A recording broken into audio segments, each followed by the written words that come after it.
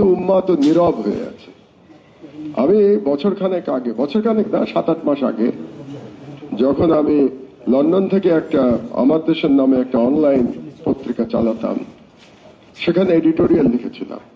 এডিটোরিয়ালের হেডলাইনটা এরকম ছিল, OIC and Arab League buried in Gaza. তার মানে আমি বলেছিলাম যে ওআইসি এবং আরব লীগের কবর গাজাতে রচিত হয়ে গেছে।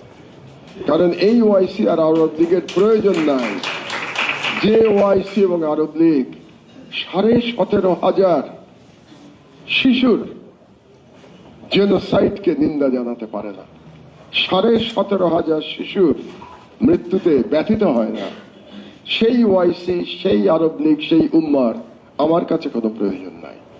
এবং এই কারণে আপনি দেখুন মার্কিন যুক্তরাষ্ট্রে আজকেও বা গত রাতে, আমাদের রাতে ওদের দিনে, তারা আবার সিজফায়ারের বিরুদ্ধে ভিটো দিয়েছে মার্কিন যুক্তরাষ্ট্র। এবং এই ম্যাসাকার শুরু হওয়ার পরে, জেনোসাইড শুরু হওয়ার পরে এটা 4 নম্বর ভিটো। তো কেন মার্কিন যে প্রশাসন তারা এরকম জেনোসাইডের পক্ষে একের পর এক ভিটো দিয়ে যাচ্ছে? এবং কেন এই ভিটো দেয়া বাইপার্টিসান সাপোর্ট আছে? কারণ মার্কিন যুক্তরাষ্ট্রের নাগরিকদের অধিকাংশ এই জেনোসাইডকে সমর্থন করে।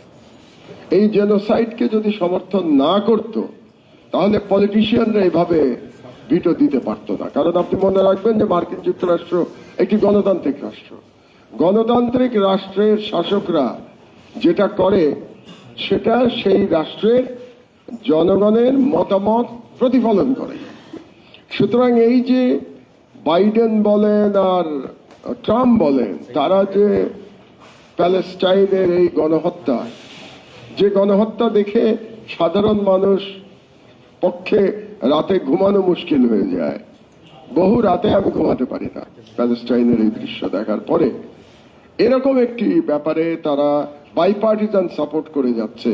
তার মানে মার্কিন জনসাধারণের অধিকাংশ এই জেনোসাইডের পক্ষে। এবং কারণ হচ্ছে, আবারও আমি আমার খুব পুরনো এক লেখার কথা মনে করিয়ে দিচ্ছি। আমার একটা বই আছে এই নামে, যে মুসলমানের মানবাধিকার থাকতে নেই। এই বইটা আমি লিখেছিলাম প্রথমবার জেলে যাওয়ার এবং দ্বিতীয়বার জেলে যাওয়ার মধ্যেখানে। তো যাই হোক, এইটুকু ক্রিটিক আমি শুধু ফুয়াদের সাথে আমি দ্বিমত পোষণ করলাম যে আমেরিকার লোকজন খুব প্যালেস্টাইনিদের জন্য ব্যথিত, এটা আমি মানতে পারছি না।